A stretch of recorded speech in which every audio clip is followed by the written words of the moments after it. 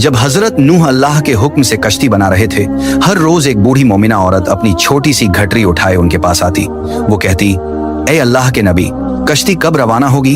हजरत नूह मुस्कुराकर फरमाते, अभी देर है, वक्त आने दो।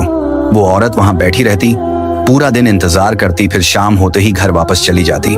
यह सिलसिला कई दिनों तक चलता रहा। एक दिन हजरत नूह ने उस बूढ़ी औरत से फरमाया, ए बूढ़ी अम्मा, जब जाने का वक्त आएगा तो तुझे बता दिया जाएगा। वो सर झुकाकर चल दी, मगर दिल में यकीन था कि जब कश्ती चलेगी नबी जरूर बुलाएंगे। वक्त गुजरता गया, फिर अल्लाह का अजाब आ गया। जमीन पर तूफान बरपा हो गया, पानी हर तरफ फैल गया और हजरत नूह की कश्ती रवाना हो गई। लेकिन हजरत नूह उस औरत को बुलाना भूल गए। जाहिरी तौर पर ऐसा ही हुआ।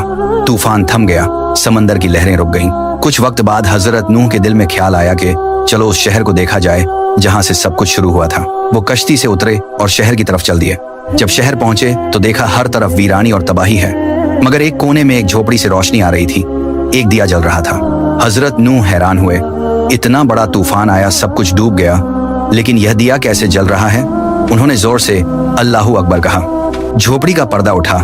वही बूढ़ी औरत घटरी उठाए बाहर आई और मासूमियत से बोली, या नबी अल्लाह, क्या कश्ती अब तैयार है? चलें? हजरत नूह की आंखें हैरत से फैल गईं। उन्होंने पूछा, ऐ बूढ़ी अम्मा, तुझे कुछ भी पता नहीं चला? औरत ने सादा दिली से जवाब दिया, क्या नहीं पता चला या नबी अल्लाह?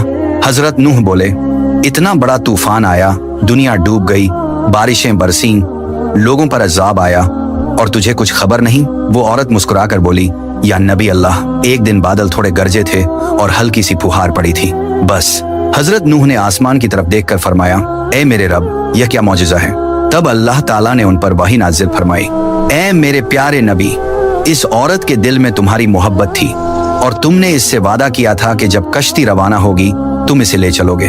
तुम अपना वादा भूल गए, लेकिन मैं रब्बुल आलमीन तुम्हारे वादे का भी जिम्मेदार हूँ। मैंने अपने अजाब को इस तक पहुँचने ही नहीं दिया। इसे एहसास तक नहीं हुआ कि कैसा अजाब आया और कब चला गया। यह वक़िया इमाम सज्जाद से रिवायत के तौर पर मशहूर है, मगर कुरान या सही हदीस की किताबों में साबित नहीं। यह सिर्फ इबरत और मोहब्बत का सबक देने के लिए सूफियाना रिवायत के तौर पर बयान किया जाता है।